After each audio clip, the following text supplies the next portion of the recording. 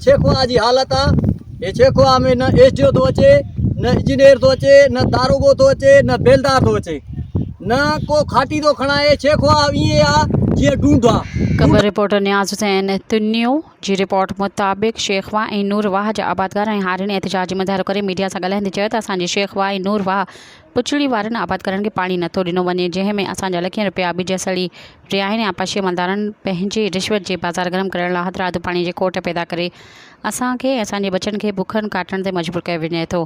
अहिड़ो इज़हार मीडिया सां ॻाल्हाईंदे चयो त सदाम हुसैन चांडियो, सिफ़त अली चांडियो, नज़ीर अहमद मक्सी, परवेज़ अली मक्सी ऐं ॿियनि चयो त असां मुतालबो था कयूं त आपाशी वज़ीर ऐं आपाशी सेक्रेटरी आला अमलदारनि खां नूरवाह शाख ऐं शेखवाह जे हज़ारे आबादकारनि खे नोटिस वठी नूरवाह ऐं शेखवाह में फिलफोर नोटिस वठी पाणी ॾिनो वञे। हुकूमत खे असांजे नवाबनि खे असांजो पाणी बचनि जो सहारो जे असांने न ईंदो असांजा बच्चा बुख मरंदा, असां रोडनि ते निकिरी सरियाम हड़ताल कंदासीं। हे ज़ुल्म आहे असांजो, काॾे वञूं ग़रीब?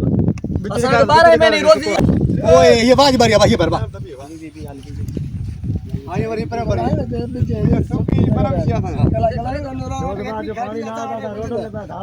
अब आहे हिकु छोकरो अब हे असांजे रेसौत खान चांडे जो ॻोठ आहे, उन खां पोइ शहबर चांडे जो ॻोठ आहे, गाज़ी खान चांडे जो ॻोठ आहे। जेके असांजा 2-3 दफ़र जो इलाइक़ो असांजो ॻोठ आहे। APM सरदार खान असांजो नवाब आहे, असां उनखे वोट ॾींदा आहियूं। असांखे खाटी खणाइजे, असांखे हेल्प कराइजे, असांजा बच्चा बुख था मरनि, पाणी कान्हे को असां वटि।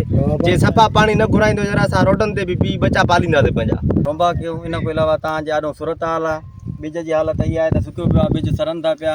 त पाणी टेम ते पाणी ॾियनि त कम से कम रोंबा अथनि, पर टेम ते पाणी मिलियो ई कोन्हे। रोंबा अगस्त में कंदा हुआसीं, अगस्त बि महीनो वियो हलो, कहिड़ी ॾिकार परे त इहा खई लॻी पई आहे। हिते तक़रीबन कंहिं बि रोंबो कोन कयो आहे। 15 तारीख 16 तारीख सब फाइनल रोंबा थी वेंदा। पानी का बिच का फाथा पानी जो सब अनुरार वाटर असां कुछ कोने बचड़ा सा छा खाईंदा। माण्हू नांगा त न हुजे मिट्टी खाईंदासीं, माण्हू पानी ॾियनि।